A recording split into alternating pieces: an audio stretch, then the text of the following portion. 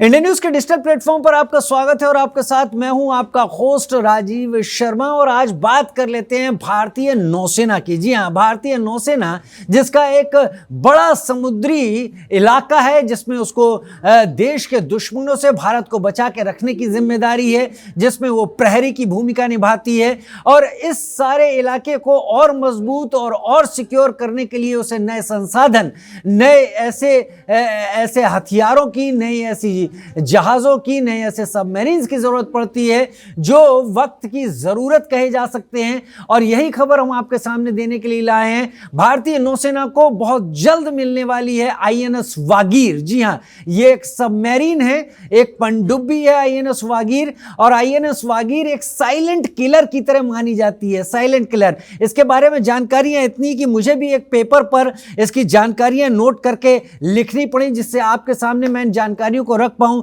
Scorpion class की ये पनडुब्बी है, नौसेना को मिलने वाली है। और एडमिरल आर हरिकुमार, जी हां, आर हरिकुमार इसे नौसेना में विधिवत शामिल करेंगे। दरअसल वागीर जो नाम रखा गया है, कई बार क्या होता है कि ना कहते हैं ना, नाम में क्या रखा है। जी, नाम में बहुत कुछ रखा है, नाम का बहुत असर पड़ता है।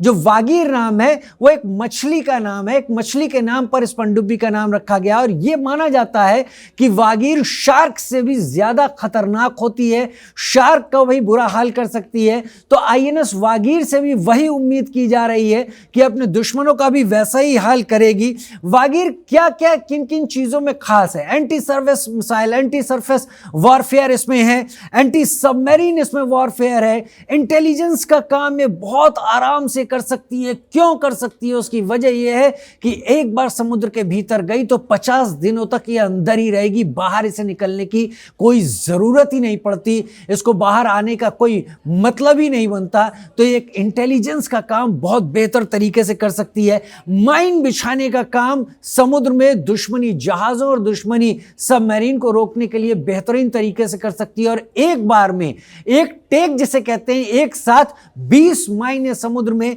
बिछा सकती है। इसके साथ निगरानी करने का काम ये बखूबी निभा देती है, क्योंकि साइलेंट काम करती है, साइलेंट किलर की तरह से माना जाता है। तो दुश्मन के इलाके में छुपकर अच्छी तरीके से निगरानी करके वापस अपने बेस पर आकर सारी जानकारी दे सकती है, जिससे भारत पहले से ही सतर्क हो सकता है दुश्मन के इरादों से।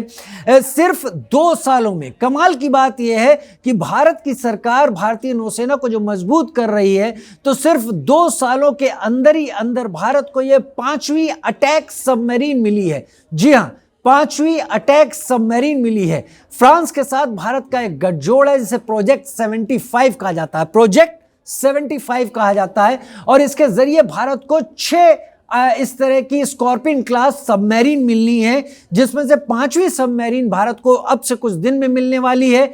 और जो 6ठी सबमरीन होगी वो इस साल यानी 2023 के आखिर तक भारत को अटैक सबमरीन के रूप में मिल जाएगी। अब हमने आपको ये तो बताया कि 50 दिन तक लगातार पानी के अंदर रह सकती है। समुद्र के अंदर इसकी जो गति है वो करीब 37 किलोमीटर प्रति घंटे की स्पीड होती है। 15,000 किलोमीटर तक ये जा सकती है। ये सबमरीन 37 किलोमीटर प्रति घंटे की स्पीड से लगातार चल सकती है, लगातार जा सकती है, कवर कर सकती है इतना बड़ा इलाका।